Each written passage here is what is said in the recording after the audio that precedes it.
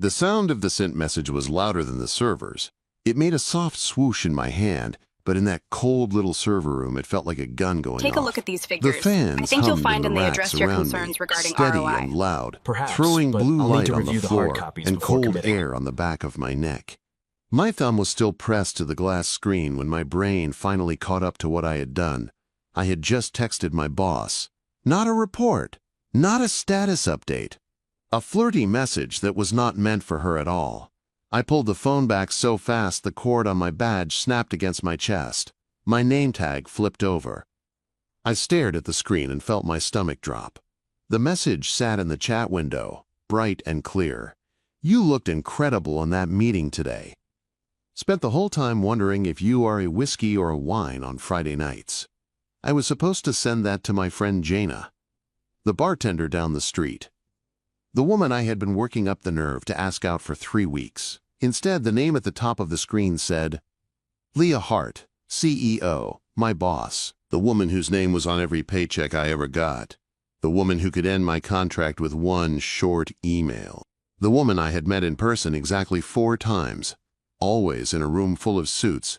For 3 seconds, my brain refused to believe it. Wrong chat. It has to be the wrong chat. I tapped the top of the screen. Her photo came up. Dark hair, sharp eyes. That calm smile she used when she was saying something that scared everyone else. My throat went dry. I hit unsend with my thumb like my life depended on it. Too late. Read 11:19 p.m.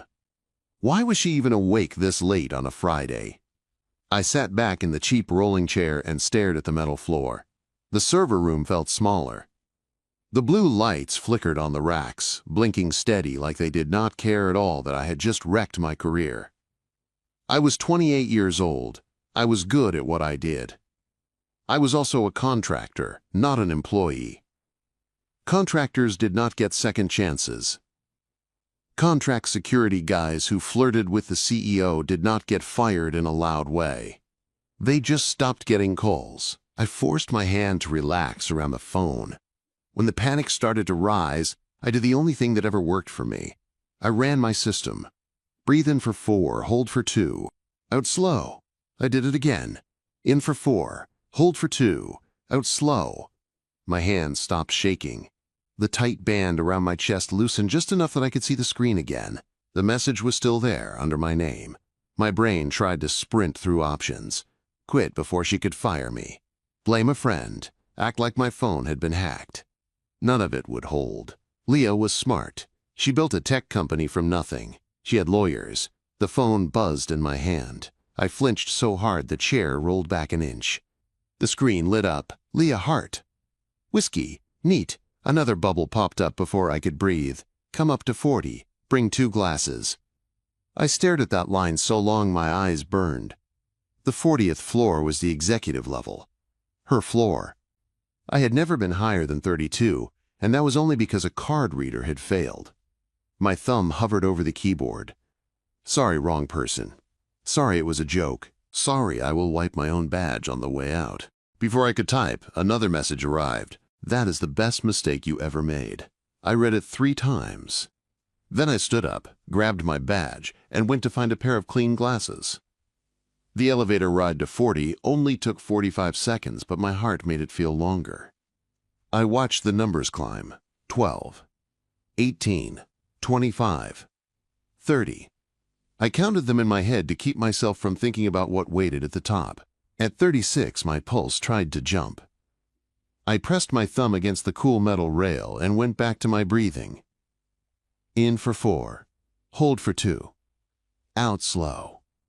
At 40, the doors slid open with a soft chime.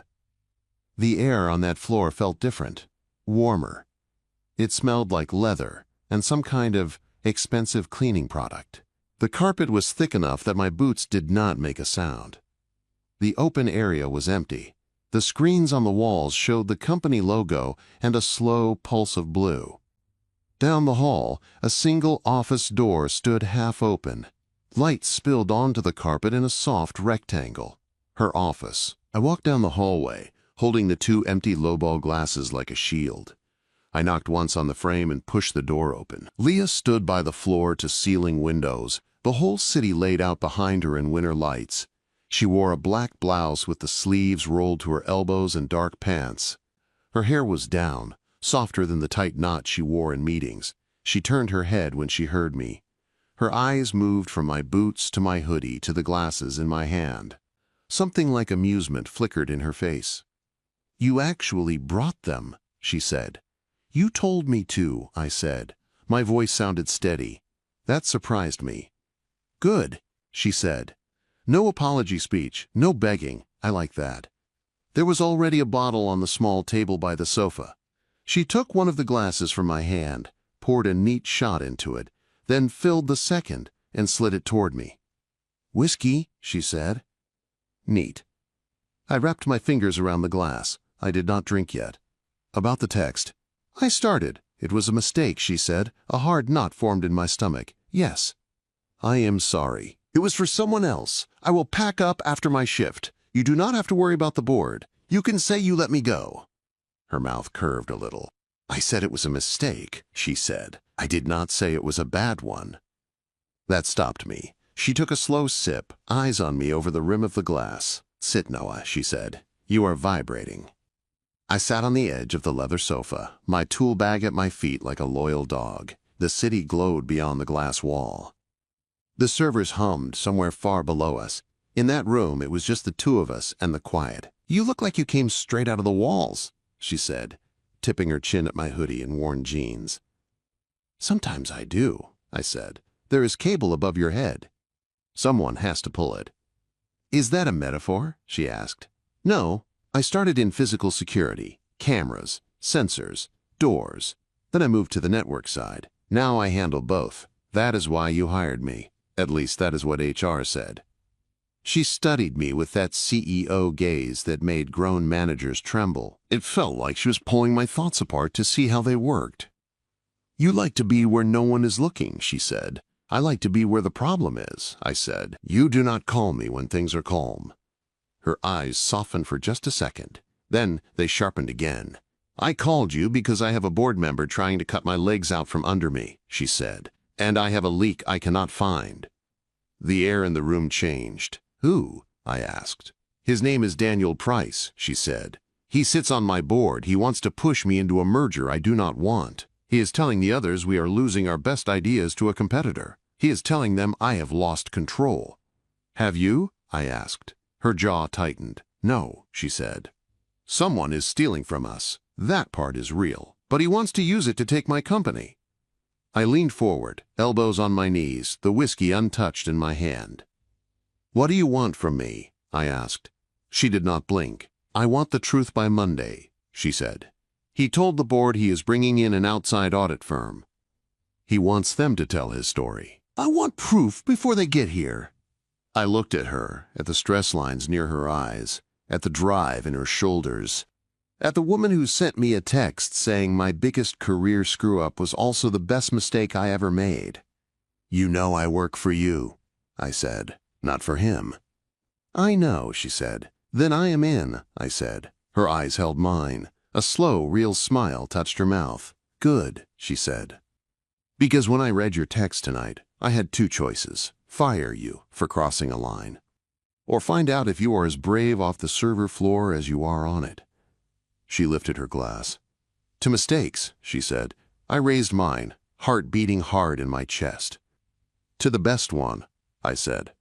The whiskey burned warm down my throat. Outside, the city lights winked. Inside, my life shifted on its tracks, and I knew nothing would be simple again. Monday did not start in the server room.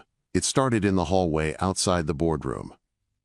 I was on a ladder near the ceiling, pretending to adjust a motion sensor. My badge still said security contractor in small, neat letters. I kept my head down and my ears open. The boardroom door stood half open. Voices slipped out into the hall. I knew one of them right away. Leah. Calm, low, tired.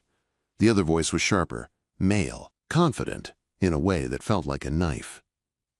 "Numbers do not lie, Leah," he said. "We are bleeding ideas to a competitor. The board is nervous."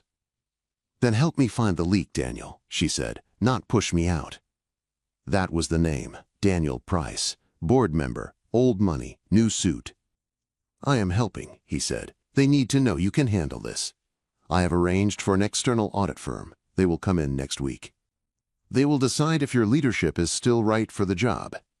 External audit, I knew what that meant here. Outsiders with fancy titles who would look at logs and reports and then repeat whatever story Daniel wanted them to tell. It is not mandatory, she said. It is, he answered. Unless you have proof before they arrive, proof that convinces the whole board, not just your favorite contractor in a hoodie.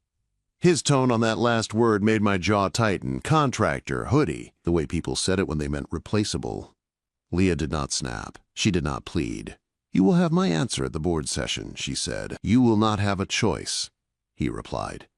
Footsteps moved toward the door. I stayed on my ladder and focused on the sensor screws. When they passed under me, I caught a quick look. Daniel was tall, clean-shaved, sharp suit that probably cost more than my truck. He glanced up at me once like I was part of the light fixtures. Then he kept walking. Leah stopped at the doorway and looked up too. Her eyes met mine for half a second. I saw anger under the calm. I saw fear under the anger. Then she masked it again and walked toward the elevators. 2 hours later, she texted me, 40. Now. Her office door was closed this time. I knocked. Come in, she said. The lights were dimmer. Her jacket was off. She sat at the small conference table in her office, laptop open, papers spread around her like a paper wall. Sit, she said. I sat across from her, hands flat on the table. I did not reach for my phone. I did not reach for her. I waited. Daniel is not wrong about one thing, she said. We are losing something. Code, designs, product plans. Someone inside is feeding a competitor. I can feel it. I can see traces. But legal says they do not have a clean case yet. So he wants to use that to push you out, I said. She nodded once. He wants to walk into that boardroom with a story that says I am emotional and careless. That I picked the wrong people. That I flirt with contractors in hoodies instead of protecting our assets. Her eyes held mine on that last line. She was not joking. I took a breath. Then we give him a different story, I said. One with proof. How? She asked. We set a trap, I said. A decoy file on the network. It will look like a real R&D document. Same folder, same naming, same tags. But it will not be real. No actual secrets. Just bait. And inside it, we put a quiet tracker.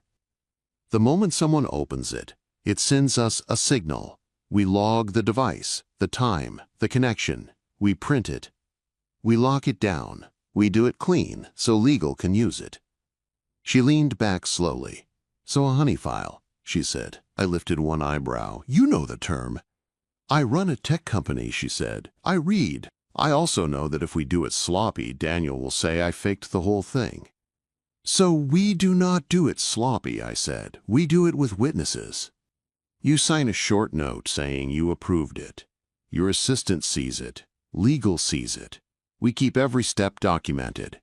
No threats, no shouting. Just facts. She watched me like she was weighing the risk printed on my face.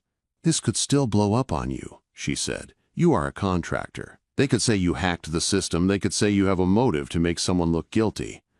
I held her gaze. If you want me to walk away, say it now, I said. I will pack my gear. I will forget we had whiskey. You will be safe, maybe, for a while. Leah's mouth pressed into a thin line. Then she spoke. I do not want you to walk away, she said. I want you to do what you just described, and I want it in motion tonight. Then I need something first, I said. Money, she asked. Paper, I said. Your written consent. A short email from your account to mine. Just one line. Noah is authorized to deploy a monitored decoy file on my network to investigate internal leaks. Copy legal. Copy your assistant. That way, if anyone screams later, we have the chain. She grabbed her laptop, typed fast, and hit send. My phone buzzed a second later. Her name at the top. Her words on the screen. "There," she said. "You have it." "Good," I said. "Then we start now." The next few hours were work. Not shiny, movie work.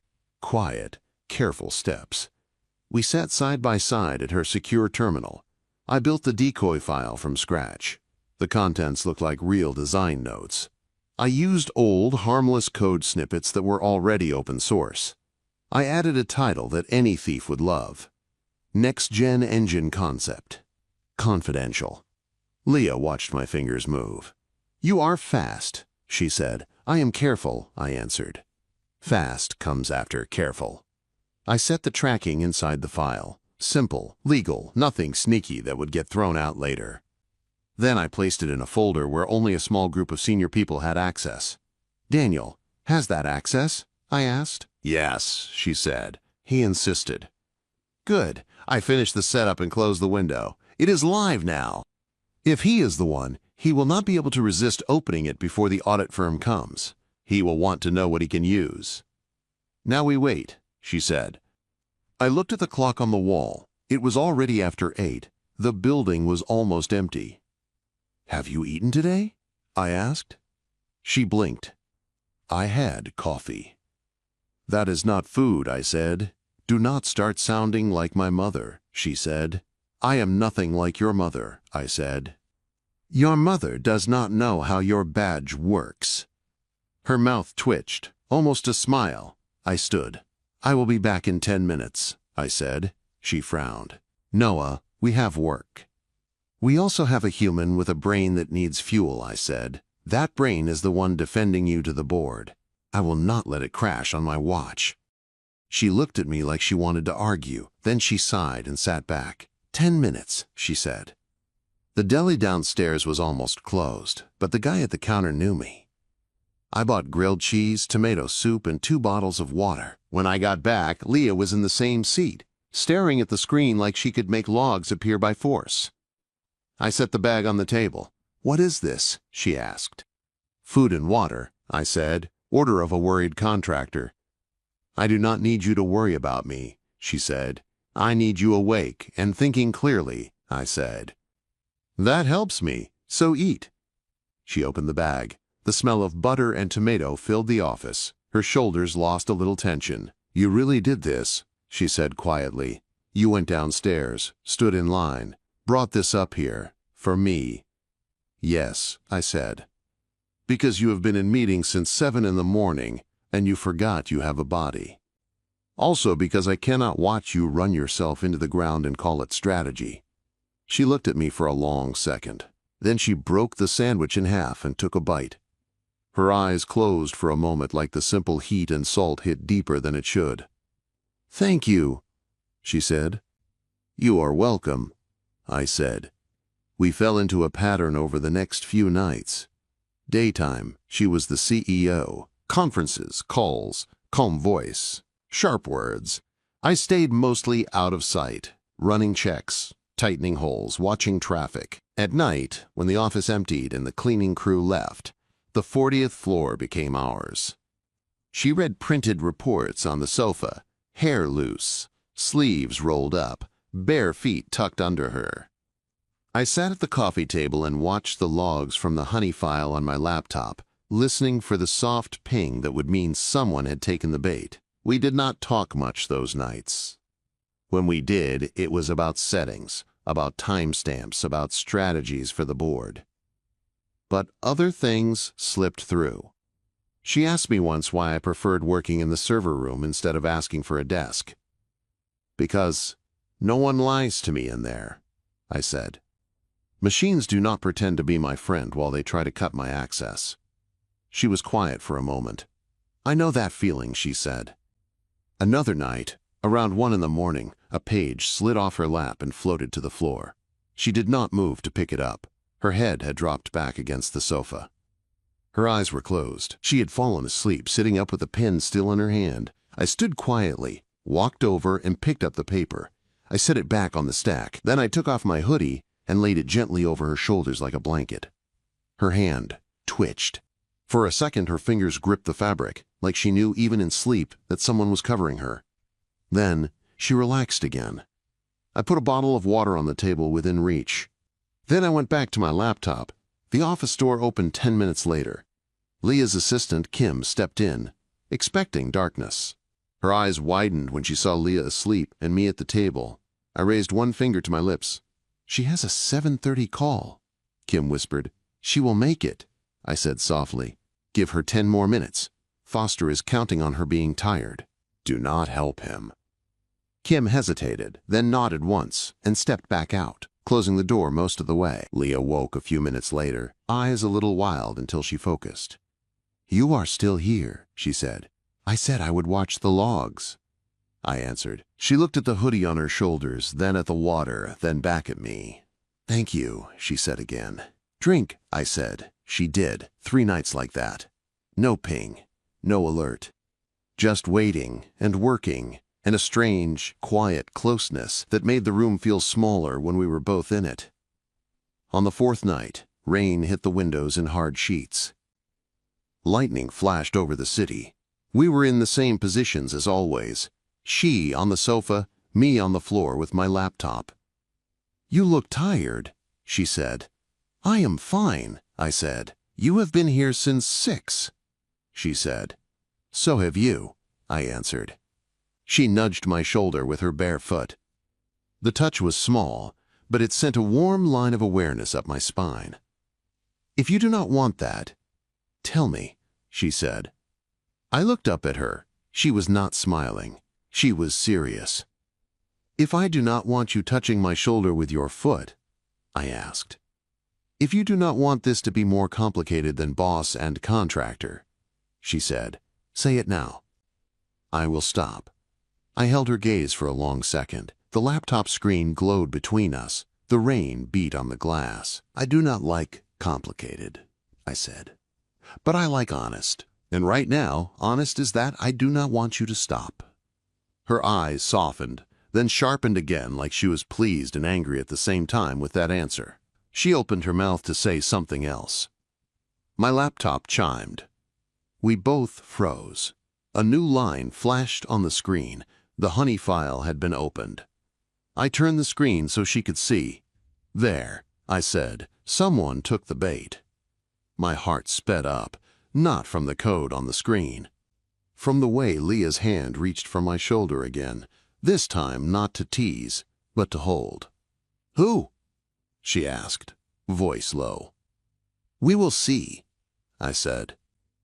And for the first time since I sent that text by mistake, I felt like maybe this whole thing was bigger than a mistake. It might be the start of something neither of us had planned for at all. The sound from my laptop was small, just a clean chime, but it felt like thunder. I turned the screen so Leah could see.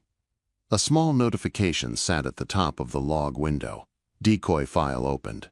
Time. IP. Device tag. My pulse started to race. I forced my hand steady and pulled up the details. "Okay," I said. "It came from an internal machine. Not Wi-Fi. Hard line. Executive floor." Leah slid off the sofa and came to sit beside me on the floor, shoulder close to mine. Her bare foot brushed my leg. She did not move it away. "Show me," she said. I expanded the entry. The system ID blinked on the screen.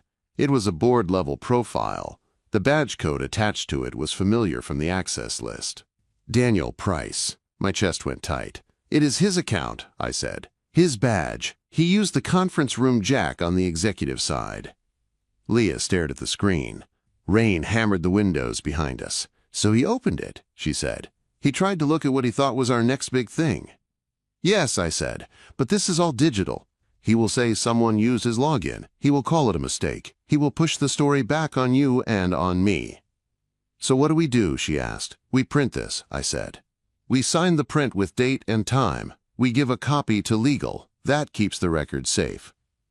But I think we need more than just logs." Quote. She frowned. "What more?" "A physical piece," I said. "His laptop drive, or a clean image of it, something that shows he mirrored files, or connected to an outside server, something you can put on a table in front of the board." Leah took a deep breath, then another. "That is a lot of risk, Noah," she said, "for you."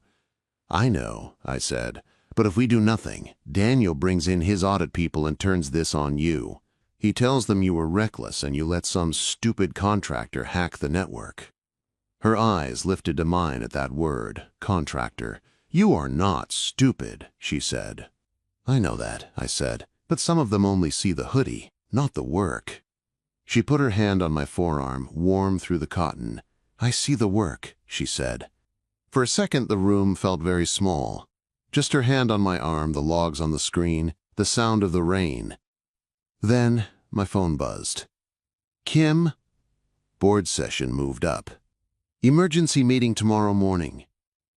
Daniel asked about your access. He looked way too happy." I showed the message to Leah. Her jaw tightened. "He is going to move fast," she said. "Then we move faster," I said. We spent the next hour printing logs, signing them, sliding them into a simple folder. Leah wrote a short memo for legal, 2 paragraphs, clear and cold. Kim came in, took the folder with careful hands, and swore to keep it locked. "Daniel is not going to like this," Kim said. "He does not have to like it," Leah answered. "He just has to face it." That night, I did not sleep. I went home and laid on my back on my couch, staring at the ceiling, running through the building layout in my head. I had crawled through half of its bones. I knew the service hallways and vent paths better than most. At 6 in the morning, my phone lit again. System message. Access revoked. In one line, my badge rights were gone. At 6:03, an email hit my inbox from HR. "Your contract is suspended pending investigation of a possible security breach." 3 minutes later, Kim texted. "Daniel is telling people you tried to access files you were not allowed to see. He is saying you are the leak." My stomach turned. It was fast. Too fast. He had waited for a move from us, then hit first. At 7, building security met me in the lobby when I tried to badge in. 2 men in dark uniforms. "Calm faces, Noah," one of them said. "We were told to escort you off the property." "Who told you?" I asked, even though I knew. "Order came from the board side," he said. "They say there is an active investigation." A part of me wanted to fight, to yell, to tell them to call Leah. But cameras watched the lobby. The front desk staff watched too. Losing my temper would only feed Daniel's story. I lifted my hands. "Fine," I said. "I will go. But tell your supervisor, this is not over." I stepped back out into the cold air. My phone buzzed as the front doors closed behind me. Unknown number. "Meet me at the side entrance on 15th. 10 minutes. I almost ignored it. Then, the next message came. "Head of Security, Mark Lewis." This is about Daniel. I knew that name. Big guy. Ex-military. Runs the real security, not the polished lobby kind. He had signed my badge forms when I first came on. I walked around the block. Mark met me by the service door. He wore his uniform jacket and a tired look. "Your badge is dead," he said. "Daniel pulled it. I cannot change that, but I can give you 10 minutes upstairs if you tell me why I should." "Because you like facts," I said. "And Daniel is using your department as cover for his story." Mark crossed his arms. "Talk," he said. I told him, fast and simple. The honey file, the log, the board access, the revoked badge, the fake story that painted me as the leak. He listened without interrupting. "You have proof he opened the decoy file," Mark said. "Yes," I said, "and Leah has signed logs. But Daniel will call them fake, or say I hacked his account. If I can get a copy of his laptop drive, legal can show where his files went. That is something you can believe, even if you hate my guts." Mark's jaw worked. "I do not hate you," he said. "You fixed my cameras when that vendor tried to sell us junk." He looked up at the side of the building, then back at me. "You have 9 minutes," he said. "I can loop a camera in one service hall. Anything more than that, and I cannot cover for you." "Which hall?" I asked. "Executive floor service corridor," he said, "where the board suites are. If you get caught in there, I do not know you." "Fair," I said. He opened the service door with his own badge and let me in. Inside, the building felt different. Higher stakes, less air. I took the stairs. Elevators had eyes. Stairs had only concrete and the sound of my boots. I climbed fast but steady, counting floors under my breath. 20. 25. 32. 38. At 40, I stopped and forced my breath under control. My legs burned, my heart hammered. I could not go into this shaking. In for 4. Hold for 2. Out slow. The service hall on the executive floor was narrow and quiet. A single camera watched the middle of it. For this small window, Mark had that looped. Daniel's guest office sat at the end. I had seen the nameplate last week when I came up to fix a sensor. The door was locked. That was good. An unlocked door would have been too easy. Easy meant a setup. I did not go for the handle. Instead, I popped a low-access panel on the wall across from the office. Behind it, a short metal crawl space ran above the suites. I knew this space. I had pulled cable through it one long night last year. I slid inside, dragging my tool bag with me, and let the panel fall mostly back into place. Up here it was tight and dusty. I moved on my elbows and knees, counting pipes and joints until I reached the section above Daniel's office. My watch buzzed once. 5 minutes left. I eased a vent cover aside and looked down. The room was empty. His jacket hung on a chair. His laptop sat on the desk in a dock, lid closed. Waiting. I dropped down as soft as I could on the carpet. My heart beat loud in my own ears. I pulled on thin gloves from my bag. No prints, no oil, no trace. I did not open the laptop. I did not touch the keys. I flipped it over, popped the back panel with a small driver, and lifted the solid-state drive free. It was small and light, silver and clean. I slid it into an anti-static bag, then into the inside pocket of my hoodie. Footsteps sounded in the hall. My pulse spiked. I snapped the panel back on the laptop, set it exactly where it had been, and moved to the vent. I grabbed the edge, pulled myself back up into the crawl space, and eased the vent cover almost closed. The office door opened as I flattened myself against the metal. I saw the bottom of shoes step into the room. "Everything in place?" a voice asked. "Not Daniel, one of the guards. For now," another voice said. "He will take the fall and she will look weak. That is all Price needs." They stayed only a moment. Then the door closed. I crawled back the way I came, slow and silent. At the service panel, I dropped down, fixed the cover, and checked the hall. Empty. My watch buzzed again. Time up. I made it 2 flights down before 2 other guards met me on the stairs. "Noah Rodriguez," one said. "You need to come with us." I could have run. They would have chased.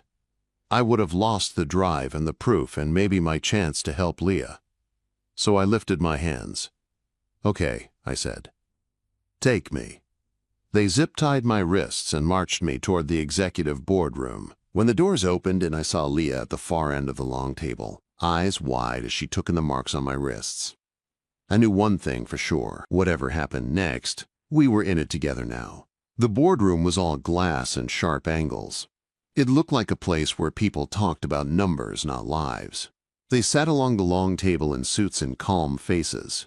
Leah was at one end, in a dark blazer, hair pulled back, eyes too bright. Daniel sat halfway down on the left, relaxed, like this was a show he had already seen the end of.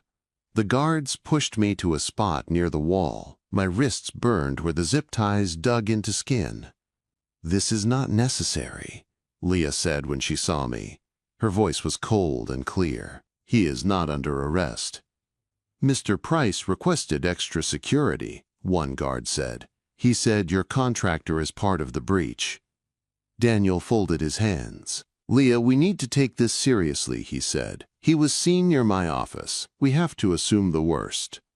The chairman of the board looked from him to me. "Is that true?" he asked. "I was near his office." I said, "That part is true." Leah's eyes snapped to mine. I saw fear there, not for herself, for me. "Why?" the chairman asked. I breathed in for 4, held for 2, out slow. "Because we have reason to believe Mr. Price is the one leaking information to our competitor," I said. "I went to preserve proof before it could vanish." Daniel laughed. "You see," he said to the board, "he is claiming I am the problem now." The man caught breaking into my suite. I looked at Leah's face. I could see the battle there. If she defended me, it might look like bias. If she stayed quiet, Daniel's story would stand. She stood. "I did not find Noah," she said. "You did. The guards did. But I did approve his work. In writing." She nodded at Kim. Kim stepped forward with a folder and set it on the table in front of the chairman. "In there is my email," Leah said, "authorizing a monitored decoy file to track internal leaks. Legal is copied, Kim is copied. The file was placed in a restricted folder. A small group of us had access." The chairman opened the folder. He read. His eyes moved over the printed logs. Leah's signature, the timestamps. "And you are saying Daniel opened this decoy file," he said. "I am saying his account did," Leah said. "We printed the logs the moment it happened and locked them. We can argue explanations later, but the facts are on the paper." Daniel smiled like this was cute. "Even if some file showed my name," he said, "that does not mean anything. Logins can be shared, accounts can be spoofed. He is a hacker, Leah. He could have done this himself." I raised my bound hands an inch. "If I wanted to fake something," I said, "I would not do it with printed logs signed by your own CEO and her legal team. I would not ask for her written consent first. And I sure would not show up here in zip ties." The chairman looked at my wrists, then at security. "Take those off," he said. "We are not a police station." The guard hesitated and then cut the ties. Blood rushed back into my hands. I flexed my fingers once. "Thank you," I said. I reached into the inside pocket of my hoodie and took out the anti-static bag. All eyes followed the small silver packet. "What is that?" the chairman asked. "This is the drive from Mr. Price's laptop," I said. "I took it from his docked machine using gloves and sealed it right away. Your head of security gave me one clean window into the service hall. He did not know what I was going to do. He only knew there was a leak and that Leah had signed logs. Mark stepped into the room then, like we had rehearsed it. He wore his uniform and his serious face. "That part is true," he said.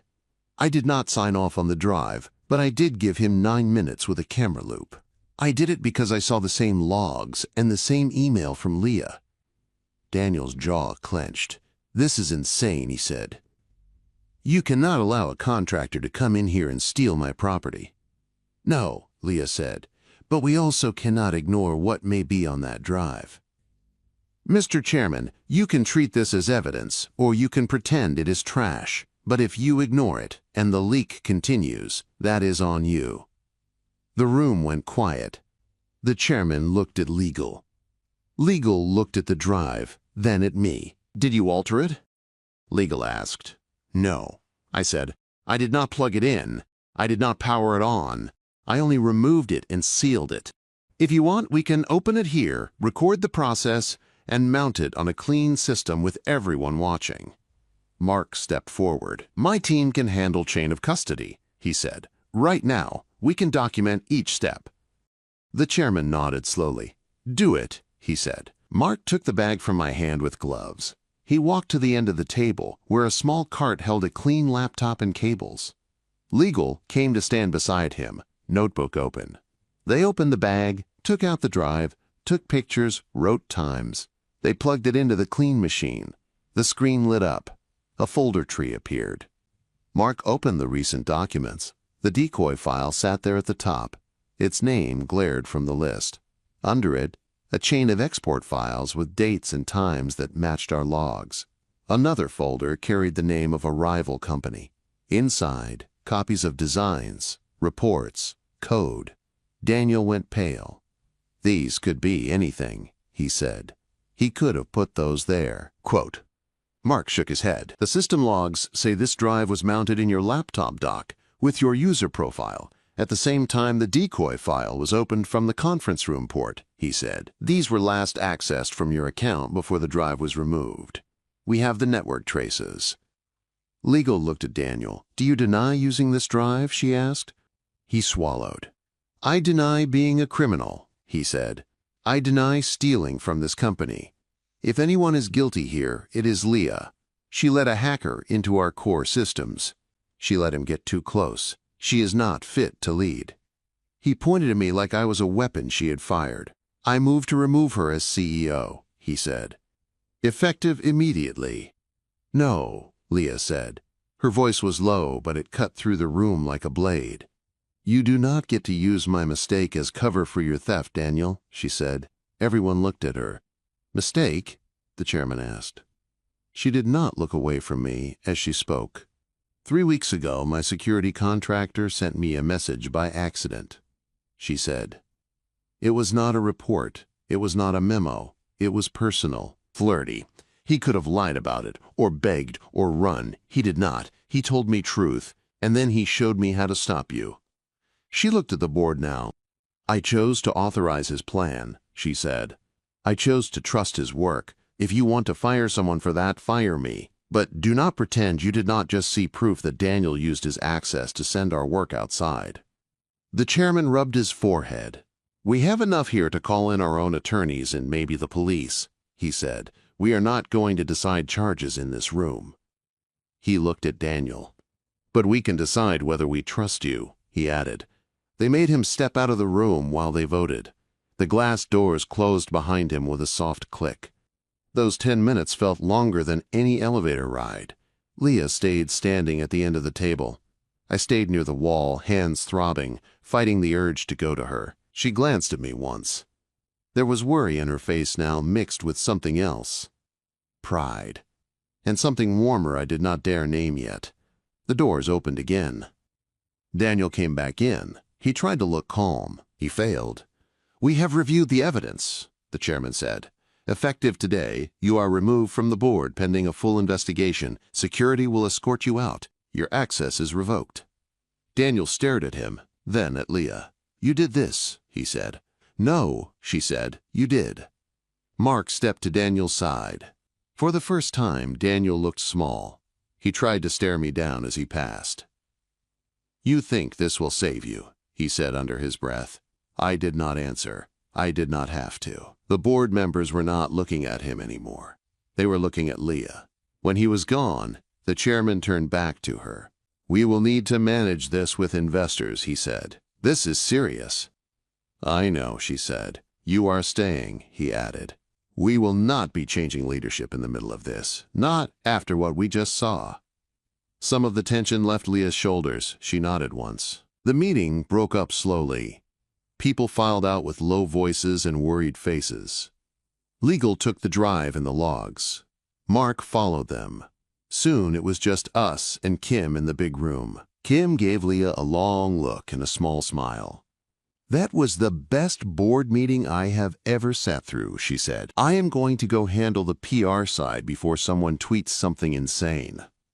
She left, closing the door behind her. Silence filled the space between me and Leah. I stood there, unsure if I should speak first. I was still in my hoodie. My wrists were red. My badge was dead. In theory, I did not even work here anymore. Leah walked down the length of the table toward me. She stopped close enough that I could see the fine lines of tiredness around her eyes. You took my drive, she said. I took Daniel's, I said. You broke into an office to do it, she said. Yes, I said.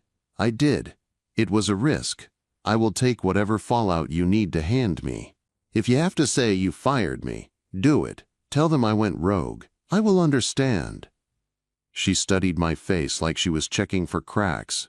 You really think I would throw you under the bus after what you just did? She asked. I think it would make your life easier, I said. She stepped closer. Her hand lifted, then hovered near my cheek. She did not touch yet. My life is not supposed to be easy, she said. It is supposed to be mine. Then she did touch.